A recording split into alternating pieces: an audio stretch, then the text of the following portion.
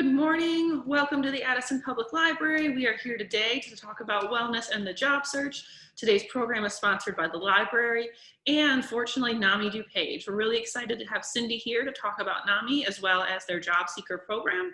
So I'm going to pass it on to her, and then we're excited to have Alex here to present our content on wellness and the job search. Hi everybody. Let me just share my screen here.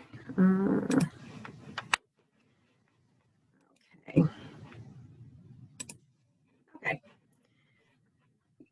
All right, so hello everybody, my name is Cindy. I am from NAMI DuPage. For those of you who may not be familiar with NAMI, we are the National Alliance on Mental Illness, a nationwide mental health advocacy organization that was begun in 1979. NAMI DuPage is one of the largest and most innovative of 1,200 affiliates nationwide. We are dedicated to improving the quality of life of people affected by mental illness. We are a nonprofit that receives nearly all of its funding from private sources and donations, which help keep our programs free. We offer many kinds of services for those in need. Our services include support programs, education programs, social and recreation programs, and supported employment services. Currently, during this pandemic, most of our programs are being offered virtually.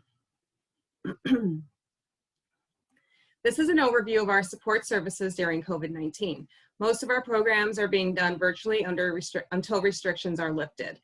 We have our family and individual peer counselors, which has a nominal fee with a sliding scale. This is one-on-one virtual appointments that can be made to work on recovery-based goals or to discuss mental health resources. Our NAMI Connection Supports Group is a free virtual peer-led group for adults living with mental illness. Our NAMI Family and Friends Support Groups is also free virtual peer-led support group for families, members, caregivers, and loved ones of individuals living with a mental illness. We do have other support groups as well, including for parents, spouses and partners, suicide loss, and teens. We have a newer program with Lunch with a Peer, and that one is just for support or just someone to talk and laugh with during lunchtime. For program times, or you can use our website to see dates, times, and to register. We also have a living room right in the community center, which is staffed Monday through Friday from 3 to 8 p.m. The living room is a drop-in alternative to the ER for people experiencing an increase in mental health symptoms. Our education programs include webinars, which we have professionals and peers speak on their experiences and knowledge relating to important topics. Our Family to Family class, which is a virtual 8-week educational course for family and friends of an adult loved one with a mental illness. Our NAMI Basics, which is a virtual 6-week educational course for parents or loved ones with children under 18 who have a mental illness. Our WRAP program, which is a Wellness and Recovery Action Plan, is a virtual 8-week course for individuals living with a mental illness. And we also have a Mental Health First Aid, which is a virtual and blended 8-hour class that teaches skills to respond to the signs of mental illness and substance abuse. Again, with these programs, you can see dates and times online and to register. We typically offer many more options with our social and recreation programs, such as a drop-in center and activities at the community center, and we'll go back to doing so when restrictions are lifted. Currently, we have virtually a book club to discuss books and recommendations, bingo and trivia, and then we are also hoping to add more classes, including possibly an art class and a scavenger hunt.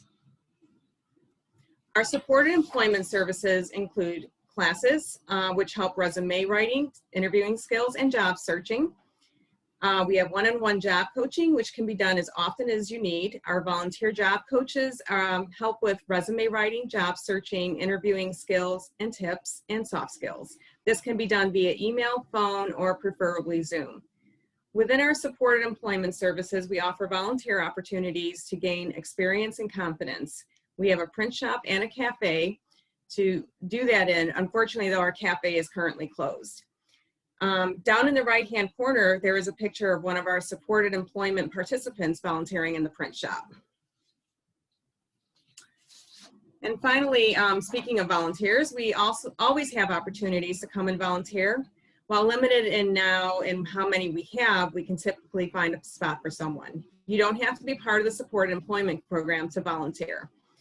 Aside from gaining experience and confidence, there are many great reasons to volunteer for NAMI DuPage. You will meet new people with common interests, strengthen your ties to the community, broaden your support network, and exposes you to neighborhood resources.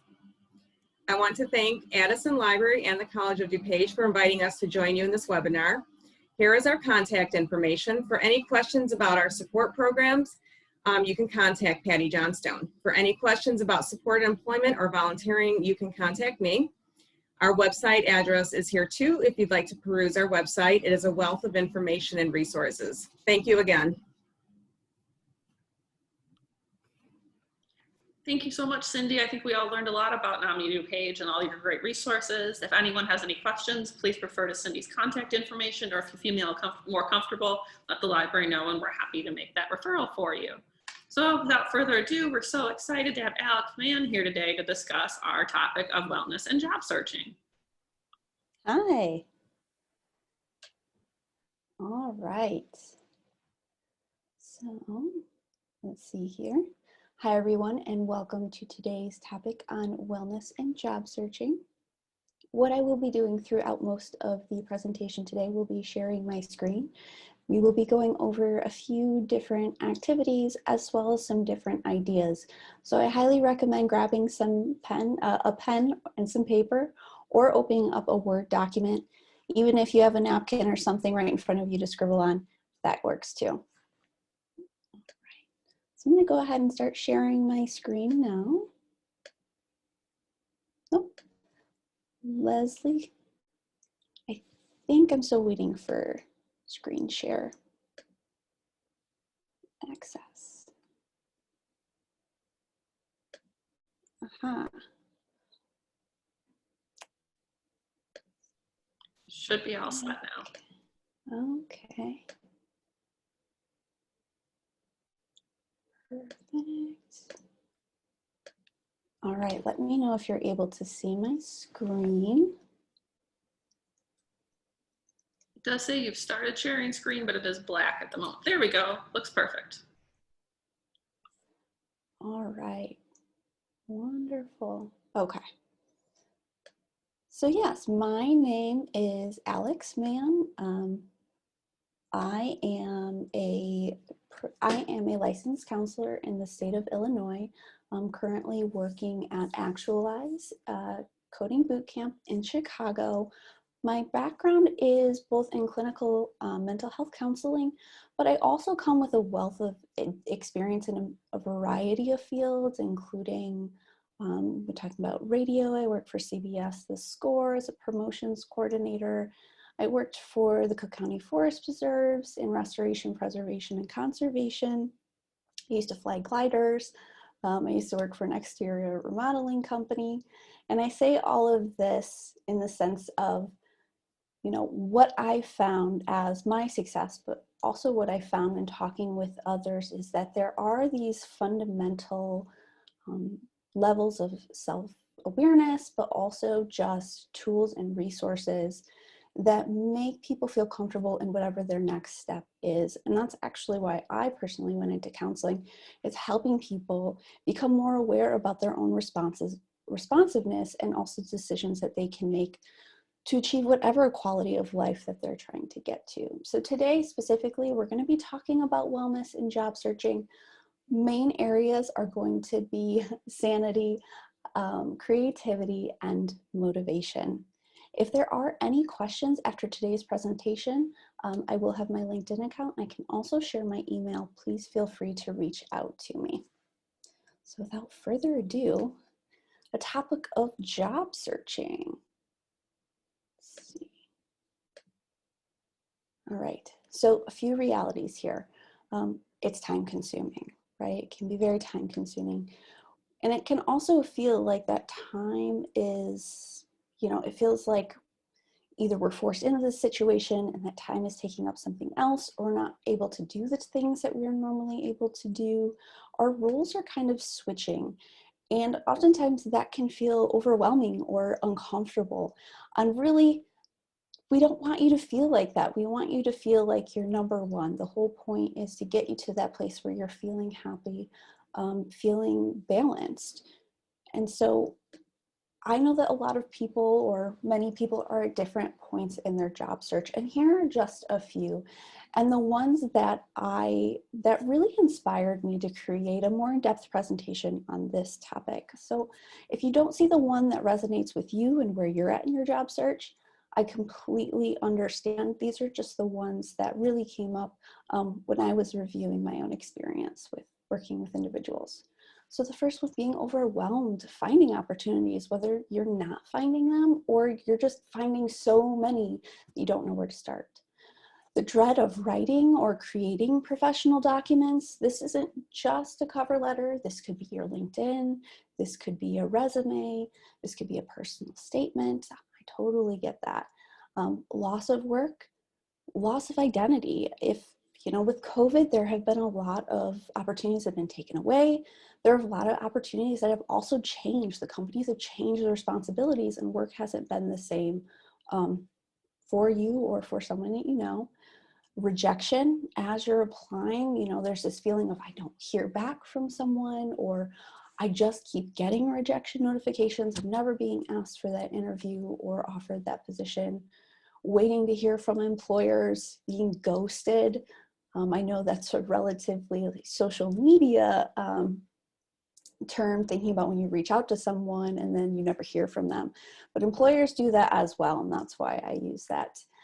Fatigue and lack of motivation. You've spent a lot of time doing this, or you're just at the point where it's been so much that you just don't have the energy to do it. And then it's time consuming. Again, finding the time or knowing when to cut off the time. We can all be at these different places in the job search. So for today's presentation, here's kind of the layout that we're going to be working with. One is we're going to be reviewing holistic wellness. Then we're going to be moving on to control, creativity, and motivation. And the end is job searching in what I would consider my creative way. I won't spoil that, but we'll continue to work on that. So here, I'm going to start with just a little bit of time to do some deep breathing. Feel free to follow along with me or stop the video as you are and spend about 2 to 3 minutes just taking a few deep breaths, trying to let go of everything that you came here wanting to learn. I just want you to focus on your breathing for right now. So I will go ahead and start. I want you to take a deep breath in and breathe it out. Take a deep breath in and let it go. Take a deep breath in and let it out. Keep going with this motion and notice, are you breathing at the top of your abdomen? So are you breathing into your chest? Are you breathing into your stomach? If you feel that you are breathing into your chest, try moving that breath down to the stomach area.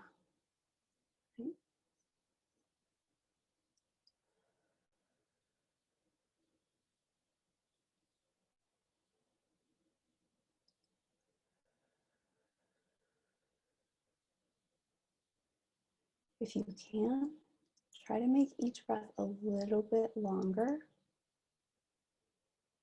Don't try to strain yourself. Do try to keep it a little bit longer each time.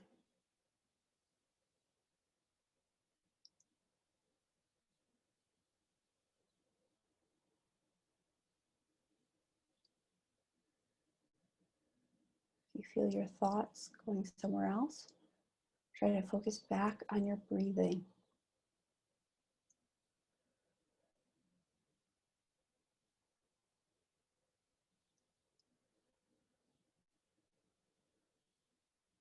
A few more breaths here.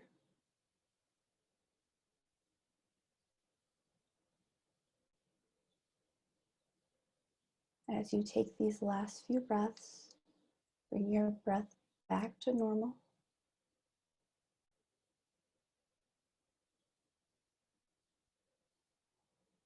If you had your eyes closed, you can open them. Take as many as you need. All right. Thank you for participating in that few minutes of deep breathing.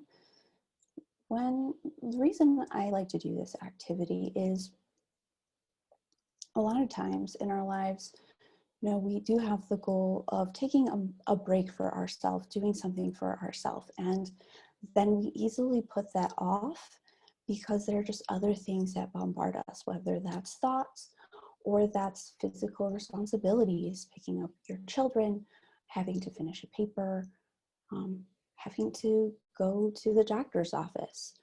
But if you can build in some deep breathing into your day, that is one little piece that can help your brain reset. And we'll talk about why resetting your brain is really, really important to the job search. But just keep in mind, this is something that you can do. It doesn't have to take 5 minutes. It can be 2 to 3 minutes. It can make a big difference. So talking about wellness. Wellness is not merely an absence of illness or distress. It's a lifelong process of making decisions to live a more balanced and meaningful life. Wellness, if you go and research it, you will find that there are a lot of different definitions. There are a lot of different charts showing main areas of wellness. And what they all similarly reflect is that you are not a silo, right? Your person is not a silo. Your work is not a silo. Your relationships are not siloed. They all impact each other. And if we think about these different areas of our life being on a scale altogether. If we were to talk about relationships and say that, our relationships with our family right now aren't the best and they're causing some strain, you're going to be pulling away from other areas, or you're not going to be fulfilled in that. And then we're going to create this imbalance, and which has effects on all of those other areas, such as concentration. We're talking about physical health. That could definitely impact that. We're talking about your environment. If you're not having the same relationships within your family, whether that's extended or nuclear, that could change how you experience being at home or how you experience being at family events. And it could also influence how you're feeling about that job search. What I'm going to do today then is kind of introduce you to these topics, and we're going to go through a few of the different wellness areas in a self-assessment form. So the next few slides, I think there's 6 or 7 different sections. There are going to be a list of questions or a list of statements, and there are also corresponding answers. I want you to choose the answer that best suits that statement for yourself. I'd also like you to take a moment to record that answer or that number. So for the first one, I find it easy to express my emotion in positive, constructive ways. I could either select never, which is a 1, rarely, which is a 2, sometimes, which is a 3, and usually, which is a 4. Now I will give a few minutes in this video. However, as I move on to that next slide, if you do need some more time, please feel free to just stop the video and come back when you're ready for that next piece. I'm also going to play a little bit of jazz music just for a few minutes for each slide.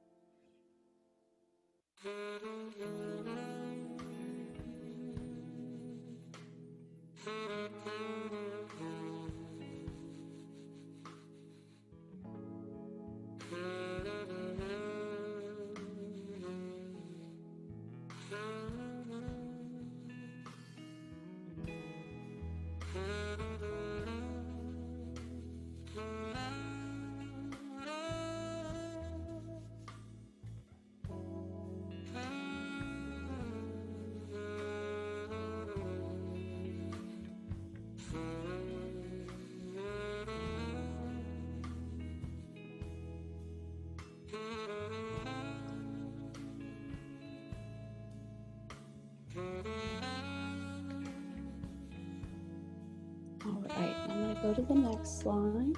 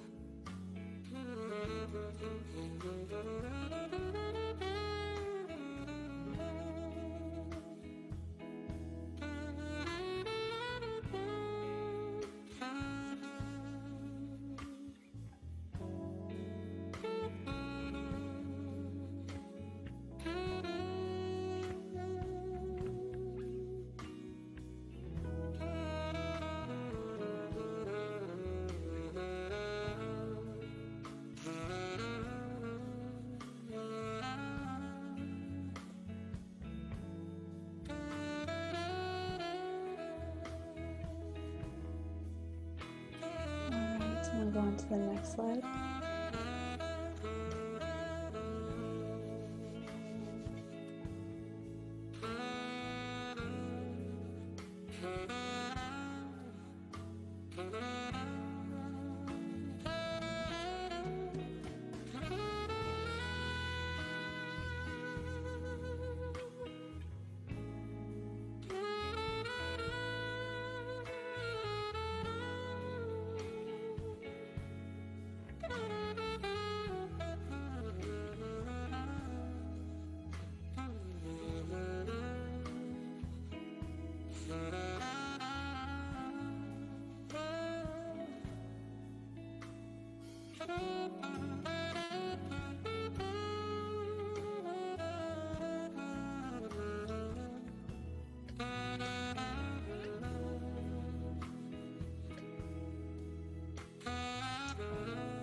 No.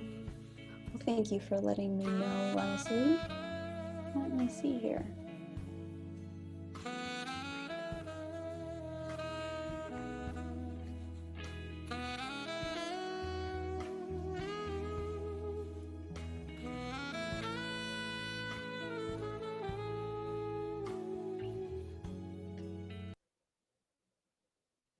That worked? Okay, great.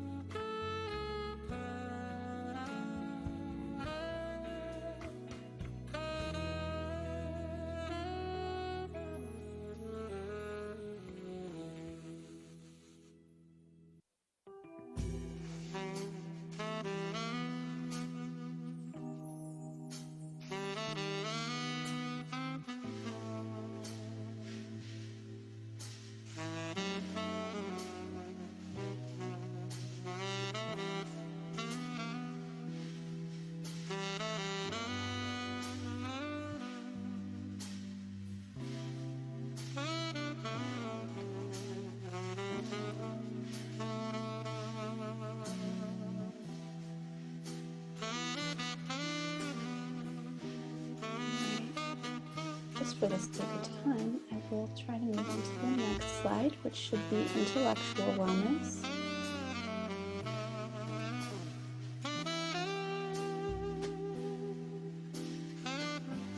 Great. Just a little bit more about intellectual wellness. This really is engaging in creative and mentally stimulating activities by expanding cultural knowledge, artistic, skill-based learning, and just general sharing with others as well.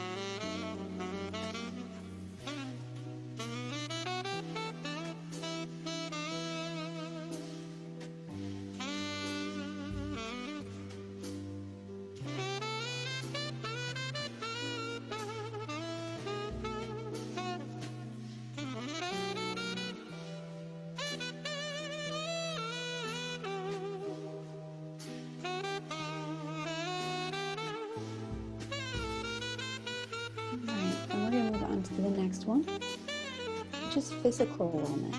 So making choices to avoid harmful habits and particular behaviors to support your physical health. I think a lot of what comes in mind to physical health for myself is making decisions too. I guess this applies to a lot of wellness, but when you make decisions on a habit or a behavior, making sure that it isn't to the point where it's impeding other daily life activities, because that's kind of where we can get into some sticky areas and some places to look a little bit more at.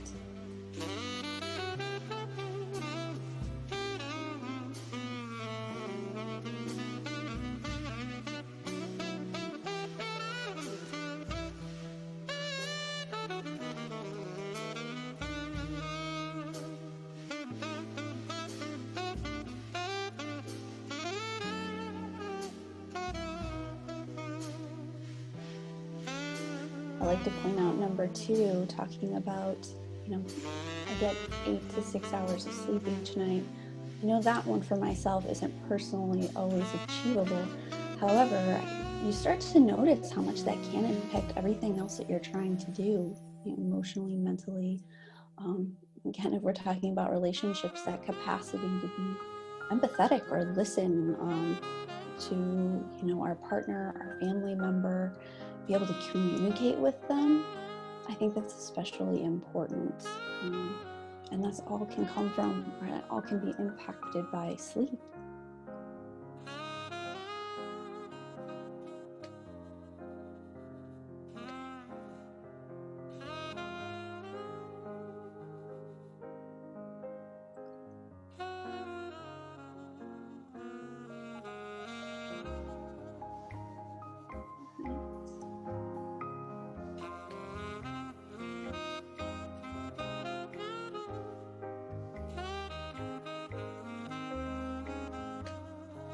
Okay, I hope that's a little better.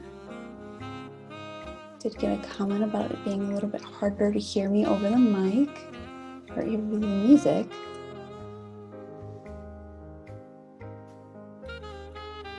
Okay, great. Perfect. Thank you for letting me know. I really do appreciate that.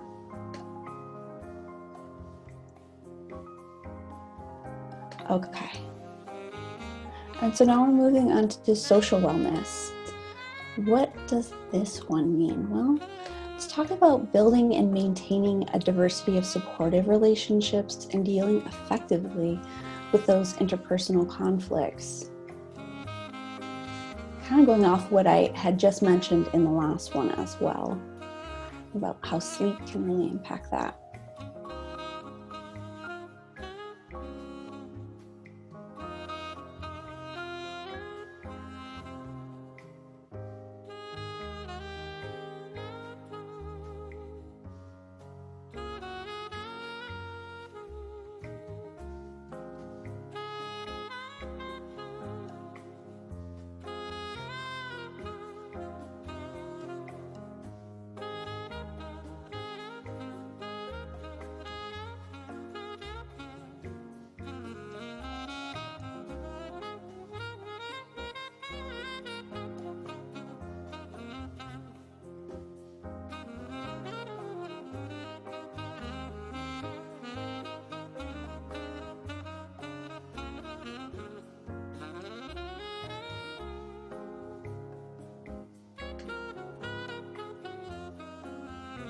All right, so we're going to move on to the second to last one, which is spiritual wellness.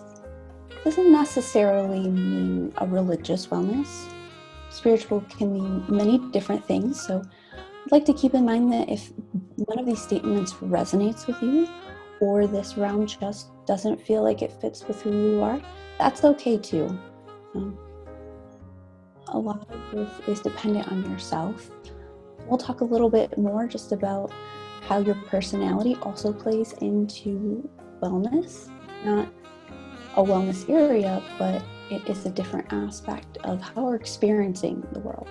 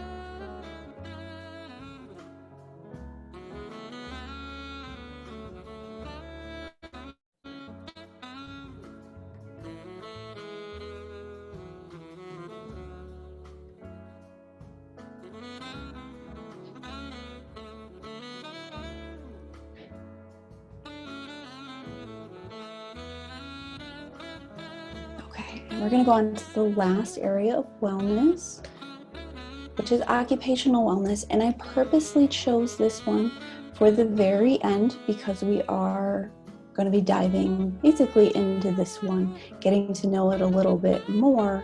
And we're just at different stages. But this one is, getting personal fulfillment from your job or what you're academically pursuing, being able to contribute those knowledge skills while maintaining a balance. Again, that's where this keyword comes in, balance.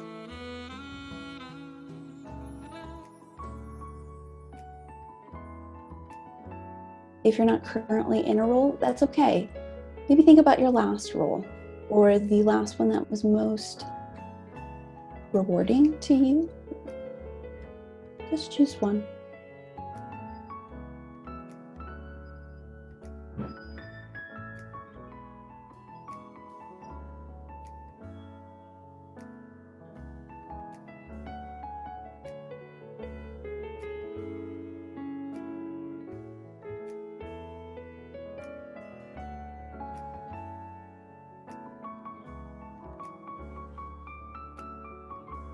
Okay, so I'm going to go ahead and stop the music. Give you about 15 more seconds. Again, if you're watching this, go ahead and stop it if you need some more time.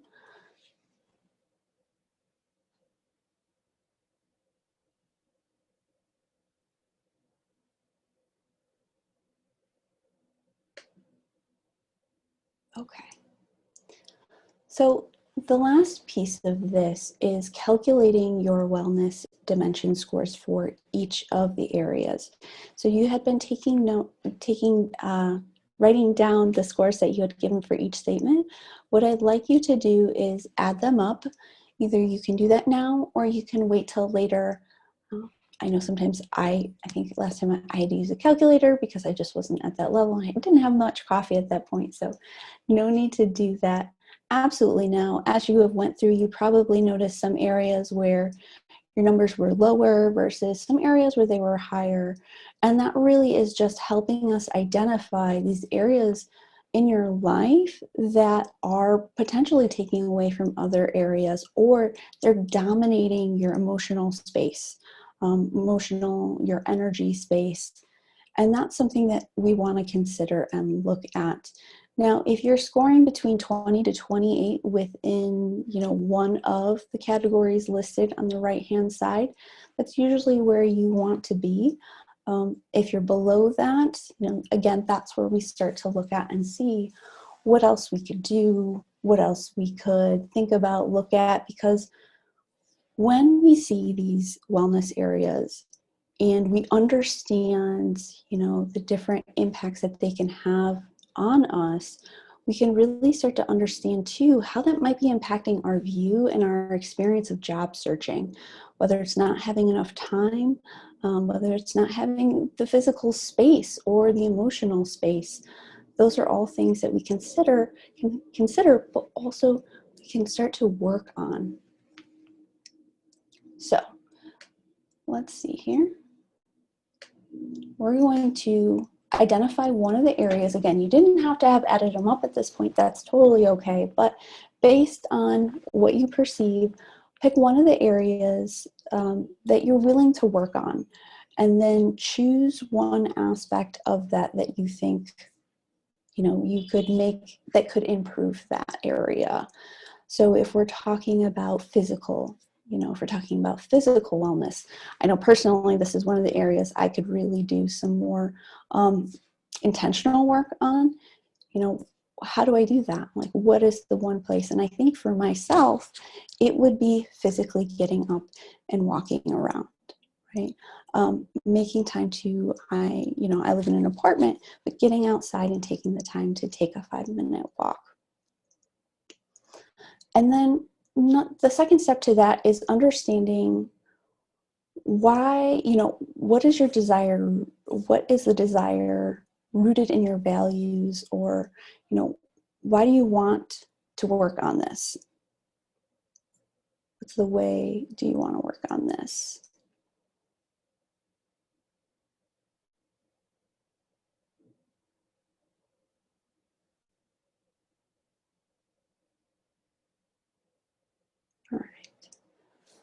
So if you have a few of those, again, feel free to go ahead and stop at this point. But I want to take it one step further. So you've identified an area. Now I want you to think about, today. Turning someday into today. This means, if you have the thought, exercise, right? Like one day I'll get up and I'll walk around a lot more. One day I will make more of an effort to, do some virtual meetings with my family. Let's start today, right? If you have an overarching goal, what's one little thing that you can start to do today? So I have some examples on the left-hand side, and then I have some examples of today steps that that this person could do ultimately. So one day, I will lose weight. Today, I will eat a light lunch. One day, I will improve employee morale. Today, I'll take Deja out to lunch to reward her for her work. One day, I'll get out of debt. I'll save $1 to pay off my credit card. One day, I'll improve my relationship. One day, I'll buy or make a card to show my love. And one day, I'll write a children's book. I will write a few sentences on the bus ride home. Right, so I want you to just, based off of the area that you chose, if you had a larger goal, right, what's one thing that you can do today?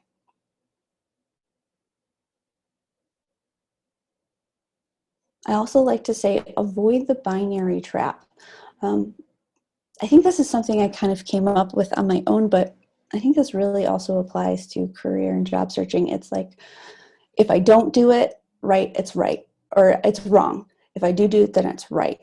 Versus really understanding like the overarching goal, right, is okay. But just because we might not reach that doesn't mean that we haven't taken steps to get to that. So that's where the today steps come in, right? They're helping you get to it so you don't feel like, oh, I failed or I succeeded. I failed or I succeeded. Here, we're building up evidence. We're building up smaller things that you can really look back on and reflect. I might not have gotten to, getting out of debt by, this year, but you know what? I saved over $300, right? I paid that off. Like, I've shown that I can do it once, I can do it again. That's really the purpose of this activity and the wellness areas. So you could apply that in multiple different ways. We just wanted you to choose one for right now. And then we can talk about actions, right? So if you've identified one way today, we have that larger goal. I want to think about what are some of the habits, actions, or routines that you can start to close that gap? So again, we have that one goal for today, but what now are some other things that you can do to get to that goal of improving that wellness area?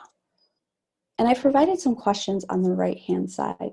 So what action will you take? So day one, we're good there, but what other steps? When? When are you expecting to achieve this?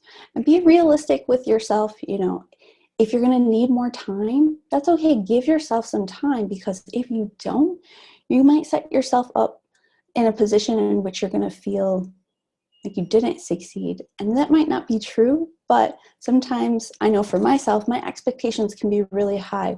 When maybe if I just push it another week, it actually might be more achievable for myself. And I can pick a day, I can pick a week, I could pick a month. I wouldn't go as far as a year, but depending on what you're trying to achieve, that could be appropriate. And where? I think this is super, super crucial. So it's not just the day, right? It's not just the day. Where are you going to finish this? If you're writing that children's book and you're making those sentences or writing those sentences on the bus ride home, and you want to finish maybe 4 pages by the end of the month, where are you going to be? Are you going to be at home? Are you going to be in the living room? Or are you going to be in the bedroom? Really start to create that plan. That way you're setting yourself up. It's realistic, it's tangible. And then adding in who. If you're alone, if you're with friends, right? one of the things that I talk about with job searching that I think a lot of people they're kind of not shocked, but they didn't realize is integrating their family into their job search. You know, it's having conversations, but also how can you get your children involved, right? How can you get them excited? One of the number one things in career development research, especially for younger, for children, is that they wish that they had more exposure to career development. They wish they knew about the opportunities out there. And just by you integrating them in there, having them look with you or having them look for you using different words, that is also being of a huge benefit for them in the long run. And I can speak from personal experience with that. I see a lot of students who struggle with that because they didn't have exposure, and that's not right or wrong, but if you can help your child or a friend or a parent also be involved in that process, it can actually be beneficial for everyone involved. Right? Okay. So now I want to talk then, so we got into this process about our an area of wellness, but now I want to turn it into career. So where you are right now, right? What is your goal one day? If it is to have a job, I'm going to ask you to break it down a little bit more, right? So if you're looking to have a job, where are you in that process? Do you have your resume written? You have that done? Are you creating a LinkedIn profile? If that's one day, then today, what is one goal you're going to accomplish with that? So my example is, write a new resume. I see this time and time again. People just feel super overwhelmed with, where do I get started? Or I've seen all of these templates online. I tried this one. I don't like this one, but I read about this over here. If at the very least, all you do is open up a Word document and put your name in it, that's one thing you've done. And that's a necessary thing that you already have to do. So even if you just do that today, you've already taken one step towards that goal. Applying for a job, maybe today, you sit down and write out all the reasons that you can do that job. This is another common instance that I see with people is they're like, I think this job is really interesting, but I don't know if I want to, I don't know if I'm qualified, or, I really want to go for this job, but I really feel like I need to apply for other things before I go for that. When really we could sit down and let's look at that job description. Let's see, what are all the reasons you could apply for it? We're not writing that resume right now, but tell me why. That's all we're going to do for today. And then my other example is find a new career that I would enjoy. So I've worked with career transitioners who really are unsatisfied with the work that they do, or they were unsatisfied, and they want to find an opportunity that aligns with them personally and also is very rewarding. But, if they've been doing the same thing for a really long time, it's hard to break out of that box. It's hard to know, well, what's even out there. So maybe we just start with talking to someone who does something interesting. Maybe we, haven't committed 10 hours of research to it, but maybe we heard about someone, a colleague or a family member, a friend who was like, oh, well, that's interesting. Maybe just having that conversation with them, or even just setting up that conversation to have later on. That's one thing that you can do today.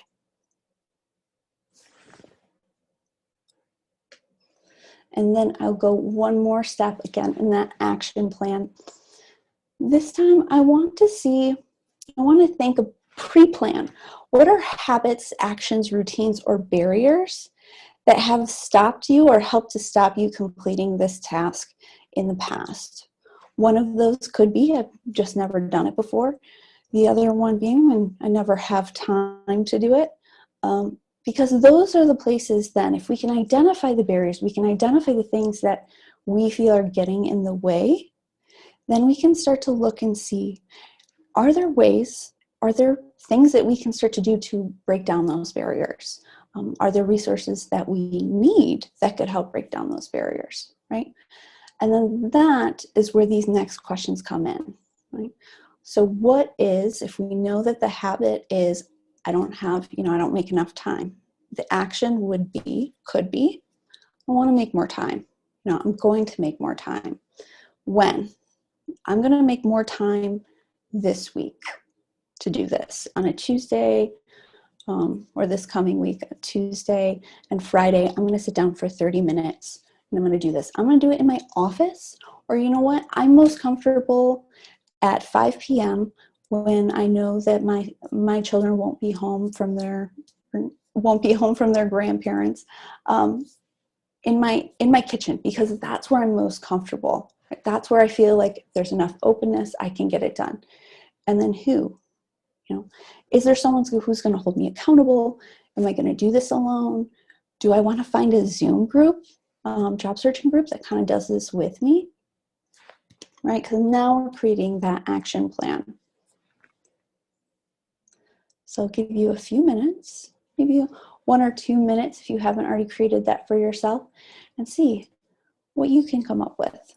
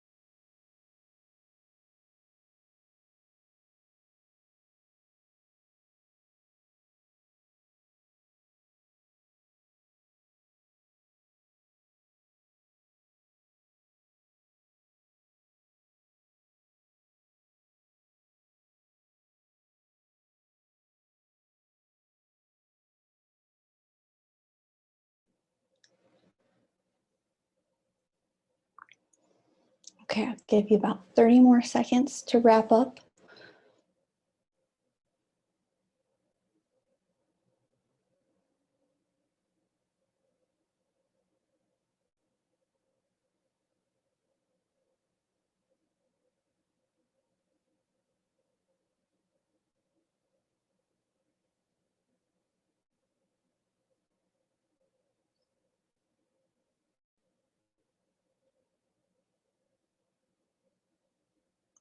All right. So we have some type of plan, right? Maybe some next first steps, some goals. If not, that's okay. We're going to start to talk about motivation, right? Because once we have some goals, we're good, we're ready to go. But then, we're feeling like, after a little bit, you're feeling like, oh, I don't really have that motivation. How do I do that? Or even getting overwhelmed just thinking about making those steps. I like to talk about motivation, some of the other things that you can do while you're working on these goals, some of the things that might help in this process of really getting out of that cognitive space that I think a lot of people spend a lot of time negatively in, and that can really cause some barriers for motivation. So just a few here, and we'll dig into a few more. Break up your time. No one says that you have to spend 5 hours, 5 days a week job searching. Even if you do go that route, thinking about that 5 hours, can you break it up during the day, right? So maybe it's 2 hours in the morning, 2 hours in the afternoon. The big reason for breaking up your time during the day or during the week, how you're job searching, is when you're consistently using the same method, when you're consistently just overriding yourself with these different thoughts, not feeling like you're accomplishing anything because you've been doing it so consistently, you're not giving your mind a break. You're not stopping that process, doing something else, and coming back to it with a fresh perspective. I've heard people even, feel really overwhelmed, so they go for a walk, or they'll take a quick nap and wake up, and it's like night and day, right? So, and it doesn't have to be anything drastic. Maybe for you, it's, working on a car, or it is cleaning. I know a lot of people find cleaning therapeutic and productive. So maybe, you know, an hour job searching, an hour cleaning, or 30 minutes cleaning. Whatever you can do, breaking up that time is huge. As well as understanding that if you're going to do, there's not always benefit in spending 5 hours or 8 hours on a Monday, and that's all you do for the week. Because employers are posting jobs every day, right? There's no like Monday they're going to post all their jobs and that's it for the rest of the week. So even by you breaking up your search period or your search times, that's going to be really helpful, just to see the different opportunities and be one of the first ones potentially to apply for that one. And that comes in play a lot with resume writing as well. If you're constantly trying to, okay, I got to create the statement, I don't know how to write it, I got to write it 100 different ways. Sometimes just keeping going at it really isn't helpful because you're getting to the same place where you really should be taking that break and coming back to that perspective. And then creating your place or your space. So in the last few slides, I was talking about where, right? Where are you going to do this? Taking time to also create those wheres. Creating that space that you want to do these activities or that feel more comfortable for you. Even if it's just putting on a comfy pair of socks, giving yourself that little extra relief, but motivation to want to do it. If you're, thinking about hospitals that can be very sterile, there's good reason for it. But if you're putting yourself in a very, in a place in which it really is just more not energizing, not motivating, you don't feel comfortable, maybe you're cold, it's really going to impede on anything in that job search process. You're really probably going to be focused on all the other things you want to do. You don't want to be there. So taking the time to create your space is really important. That's not just included to what's on the walls. This can be the temperature. This can be the lighting. So if you're a low lighting mood person, that's completely doable. Just make sure you don't fall asleep. Scents as well, if you like candles, or maybe you find that you have essential oils or there's a nice perfume that you just want to put on, go ahead and do that, right? Because that is going to get you more excited. It's going to get you to feel more comfortable in this process rather than associated it with something dreadful. And then another piece is turning these worries, fears, and uncertainties into questions. And why you're doing this is to help facilitate action. So kind of sort of like our action plan, but we're really talking more so about our thoughts here. So I put a few examples on the right-hand side. The first one is, this is too much. I feel overwhelmed and frozen in place. Completely valid, right? Completely valid feeling to have. The question then is, how can I make this more manageable for myself? I know this is how I feel, this is how I'm feeling now. What can I do to make it more manageable? I'm finding jobs that I can do, but I know I'm not going to like, okay? So the question being then, how do I find jobs that I enjoy, and what would I enjoy, right? So if you're finding jobs that, I can do these, but I don't like them, okay, well, what about the other jobs? What are the jobs that you would enjoy? Let's start there. Let's dig into that. And then the last one, which I hear very, very frequently is, but I've only done retail work, or I've only worked retail, or insert, different type of job title here. I've only done this. But let's think about it. What can you do with this experience? Right? What are the other ways that we can see this experience coming into play? I work with a lot of tech students, a lot of tech professionals, and one thing that we think about in the tech field is like, oh, you got to be really good with your technical skills. But when it comes down to it, that's like, technical skills is like 20, maybe 30% of the job. Everything else, I'm telling you, is customer service, it's time management, it's all those other pieces you've probably already done in another job. So we'll start to really take apart that job that you don't feel as strong in, or feel that it's holding you back, and seeing But no, what did you do? How can you utilize those experiences, right? The next step I would say in this process is then naming that problem, naming the emotion, you could even say. And this really comes from narrative therapy, the idea of externalizing versus internalizing. So a lot of times, you know, myself included, we use self-talk, which is very negative in the sense of, you know, I'm lazy because I didn't do something, especially with job search. You know, I'm lazy because I didn't do this. When we can start to take it and to externalize, because we're not our problem, right? We're living with this. This is something that is happening to us. So let's not put it on ourselves. Let's see what it is, and let's find out how we can work with that. And these things can be feelings, they can be problems with people, cultural and social practices, metaphors, and you can have multiple. So if you're feeling anxious, right, my anxiety, right? It's not, I'm anxious, this is not my label, this is not my identity. This is something, anxiety is getting in the way of me doing something, or is getting in the way of me feeling a different way.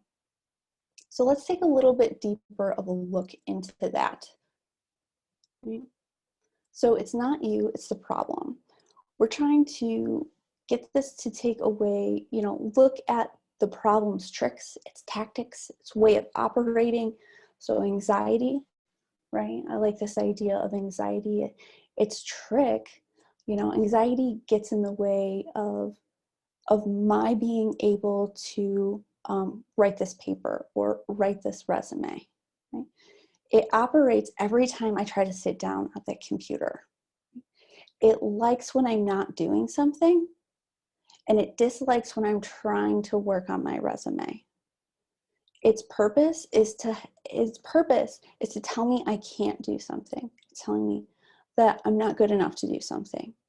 Because once we identify these different pieces of the problem, right, then we can really start to see, okay, how can I work with this? Like, what actions can I take to give it less power, to give that feeling, that thought, less power over me, less power in my life, in my area of wellness, right? That way I can make strides to overcome it and make it less of what is in the way. You can still live with something, of course, but maybe it's not overbearing like it used to be. Right? So taking a moment to understand that, identify it, and understand that it's not you, it's not your identity. It's something that is outside you. It is something you are living with. And I think this comes along with mental health, right? So when we talk about wellness, when we talk about mental health, they are similar, but they are different. Mental health can be anything from living with anxiety, or it can be living with an advanced diagnosis. I know personally for myself, I live with ADHD, right? And for a long time, I always used that as like, I am ADHD. This is me, that right? Where as I got older and I really started picking this out, like my ADHD gets in the way of me being able to complete a task, right? So how do I go around that? How do I navigate that? And once I started to do that, I started to realize, you know what? My capacity, my ability to make connections between ideas is unlike any other. It's what makes my work most exciting, and it's been my superpower. But only by taking the time to identify that it's not me and there are things that it's doing to me, can I then make those actions or take those actions to work against it. And this, again, can happen in many different spheres.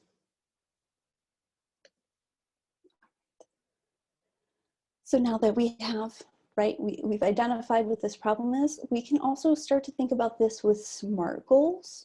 Right, so this might be more helpful if you're like, I don't know what actions to take. Well, let's think about SMART goals and seeing how we can integrate that into it.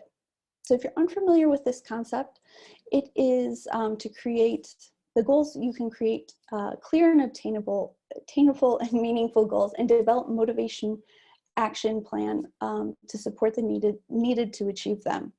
So SMART, what does that stand for? It's specific, it's measurable, achievable, relevant, and time bound, right? So specific, you know, trying to be less vague, kind of to the point, sensible, and significant to you, right? If you're creating a SMART goal with someone else, you know, advisor, coach, family member, it doesn't really mean anything to you, it's really kind of pointless for the SMART goal. So I want you to really take some time and think about what specifically you'd like to achieve.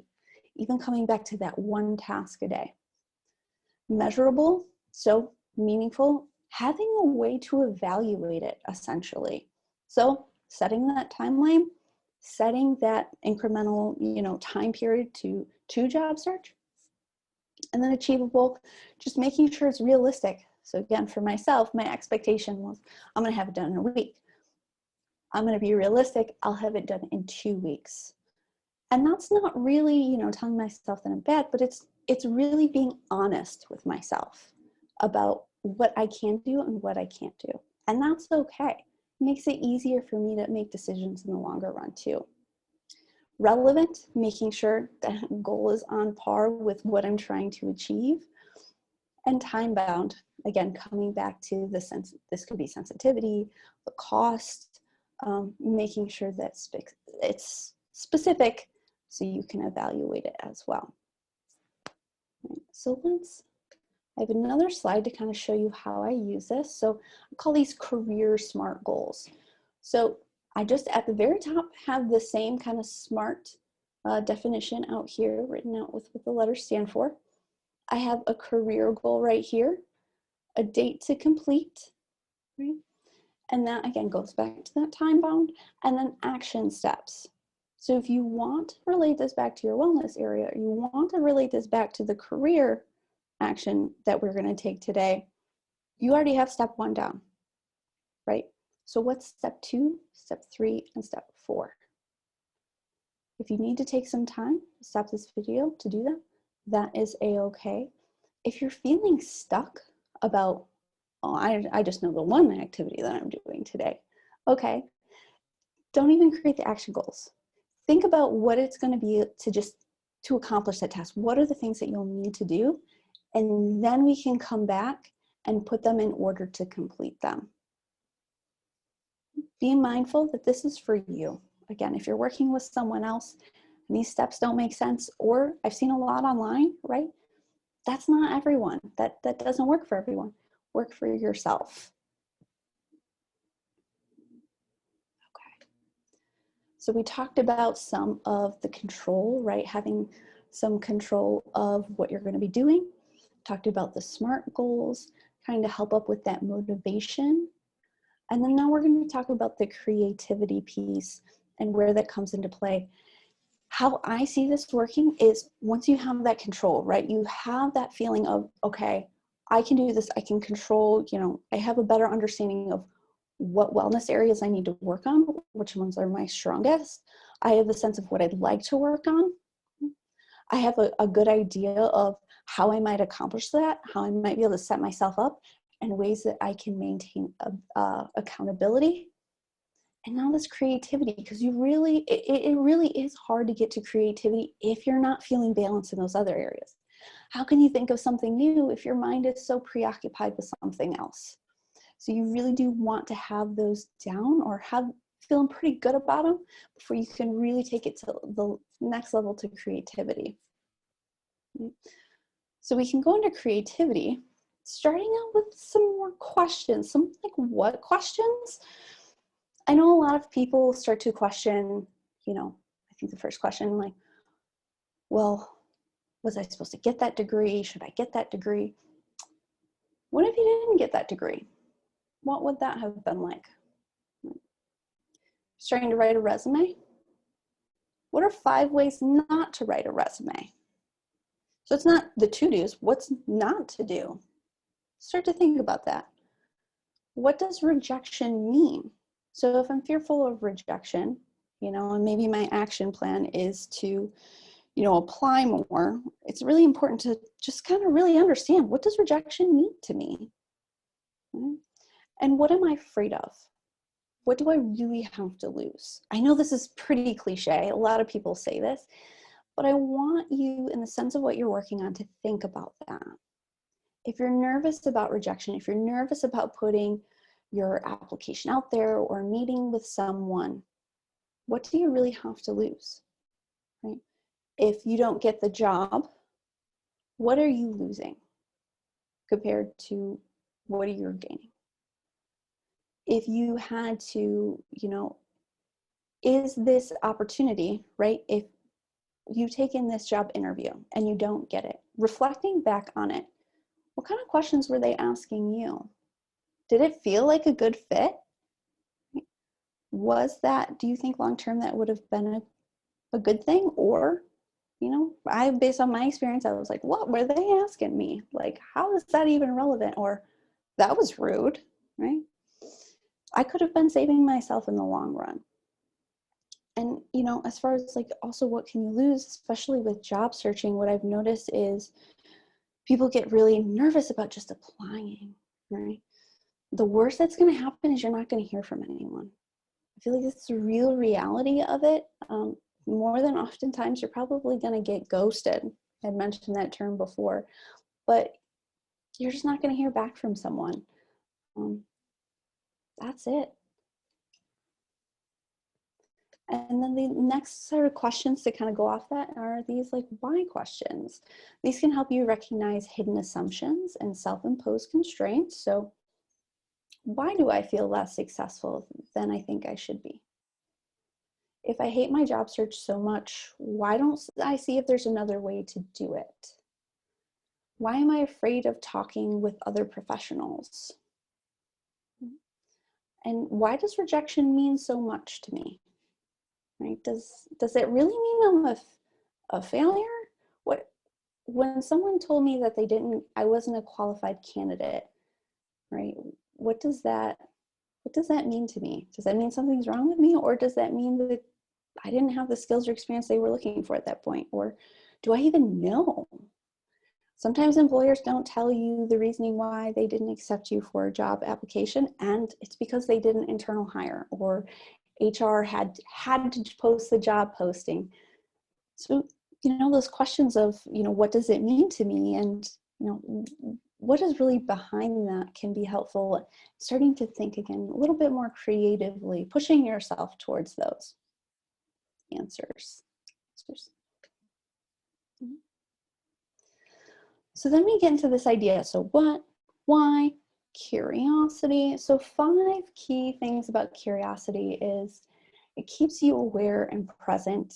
Your curiosity is your awareness or intelligence that helps you recognize and see more opportunities of the world.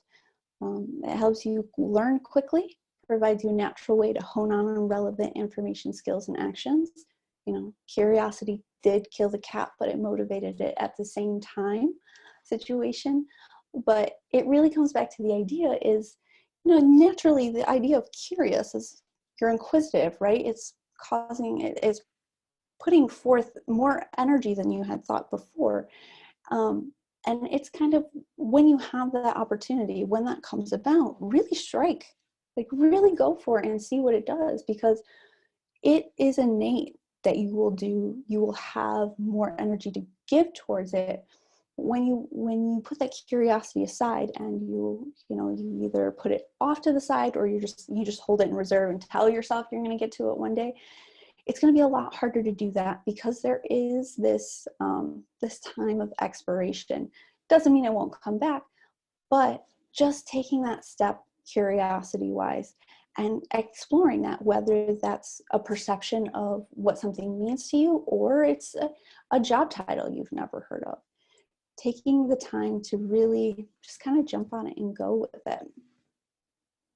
So one of the stories that I like to tell when it's talking about creativity and our perception is about one of the students that I worked with when I was at college of DuPage.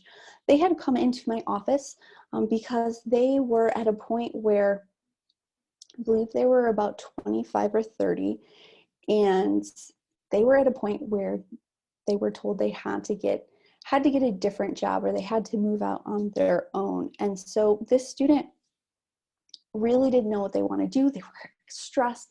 They had a lot of anxiety surrounding the issue. And one of the first things I asked was, was like, what were you curious about? What do you like to do? What are some of the fun things, you just want to learn more about?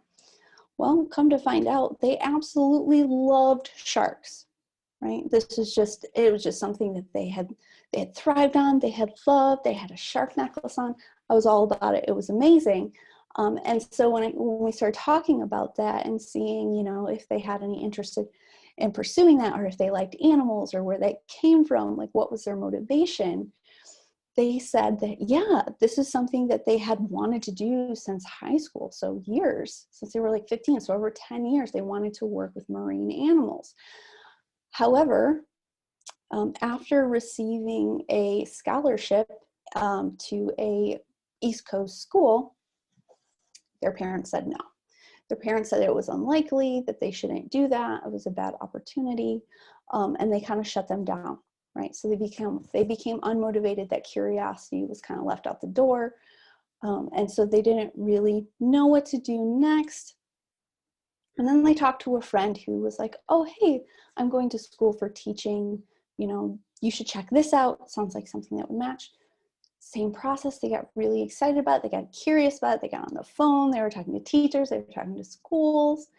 And then they had mentioned that this is something they wanted to do with their parents, and that it just was unsupported, right? There were people around them that didn't support them. And I think this doesn't have to be just with the student, but sometimes we're around people who aren't as supportive or don't understand what our interests or how they integrate with ourselves.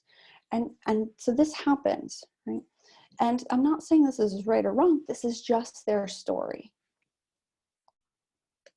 So they were told no, basically.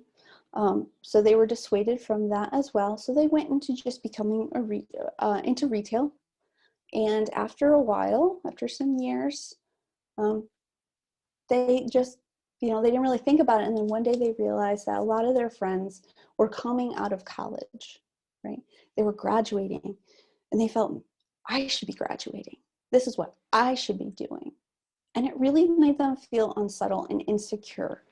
So now two of the main things that they really liked, the curiosity was gone out of it. They had spent a long time doing something that was very unfulfilling.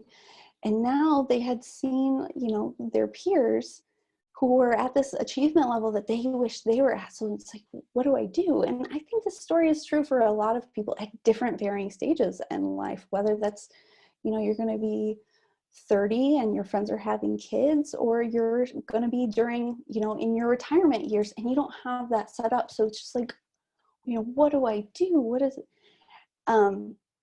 And one of the things that she was like, oh, I heard about sonography. I don't really know anything about it. Sounds kind of cool, right? So I'm like, okay. So we have a little bit of background on this. I don't know anything about sonography either. But she was curious about it, right? So we took that and we went with it. So I was like, okay, let's have some fun. Are there any jobs, any careers out there that work with marine animals and sonography? I had never heard of any. I had no idea, but we took two things I knew that she was really passionate about and just Googled them. Quite honestly, nothing spiffy, nothing fancy. And believe it or not, there were so many opportunities that came up. I was flabbergasted. Fujifilm has an entire department dedicated to using ultrasound machines on marine animals. You're not going to find that in any database, I promise you. You have to be creative about the opportunities when you think about them. And that's exactly what we did. Being where she was at, she couldn't go into the field right away, but we found volunteer opportunities, we found internships, we found articles. Her process, the way that she got, or she was going to go to this point, was not traditional. Right? She wasn't going to be a freshman. She wasn't going to be at a point in her life where this is the next step. We were going to have to do some work. We were going to have to figure out her method, her way, her journey, because that's who she was. That's where she was at. There's nothing wrong with that. We just got to be creative about it. and do it in a way that makes sense for us. So I would challenge you to do the same thing, right? To take some interest if you're in your job searching, or, you know, if you're even looking at resumes and resume writing. How do I write a resume for, you know, a certain field? Type that in, right? Again, it doesn't have to be anything fancy at this point. It can be just Google.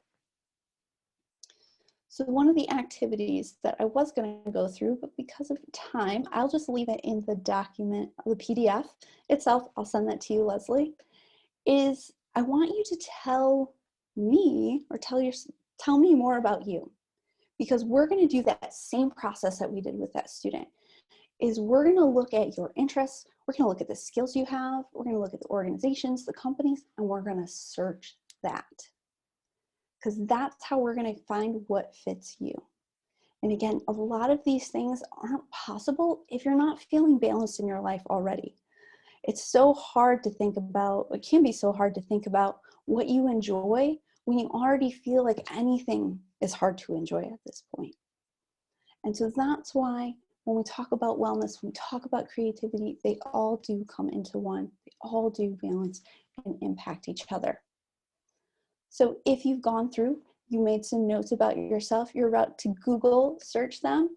One of the things you could also do would be add some keywords to the end, like such as job, position, company, association, conference.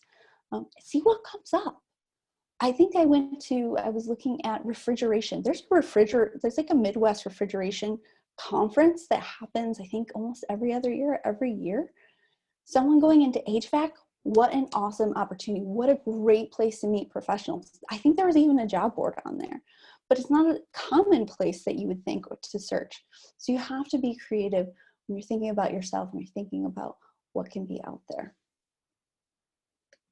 And keeping track of these things. So stay organized. I think the slide says a lot more than I would normally say, but just, you know, make sure that you're keeping track of what you're finding, so you're not doubling down on or repeating any words that you've already searched. This could be visual. This could be a list. Some other opportunity, or another way that you could do it that I've done it, is actually a map. So this says job search, right? The types of work, strategies, these branches. And then off these branches are different ideas and labels. So it's keeping track of stuff, but in a way that you might not have done before. Not everyone is a linear person. Sometimes you're a visual learner, and mind maps like this can be really helpful. And then the last informational piece I think I really wanted to stress was understanding how employers look at the job search.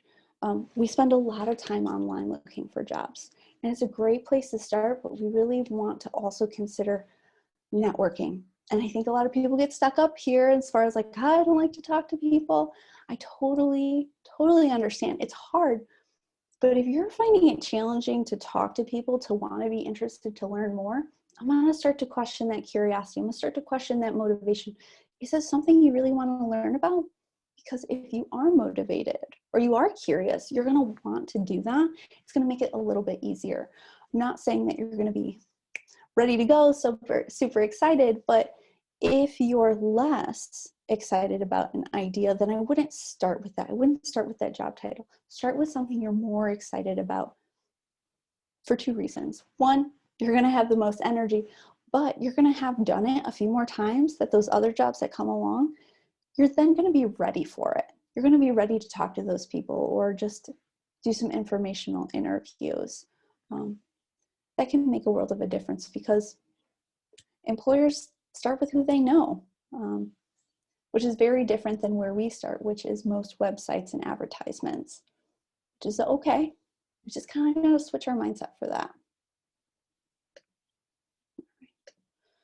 So just kind of wrapping up what we talked about today, holistic wellness, right? Those areas, control, right? Being in control, having those action plans, motivation, curiosity, how to keep up that motivation, and then also creativity and job searching. really taking a new approach and look at this, thinking about how are you currently job searching? Is it fun for yourself? Are you using and looking for things that you feel really motivated and curious about in the end? So I hope that everyone was able to enjoy today's presentation on wellness and job searching. I did go through a lot, so please let me know. If you do have any questions, you can also look at my LinkedIn and message me there. Yeah, thank you so much for today.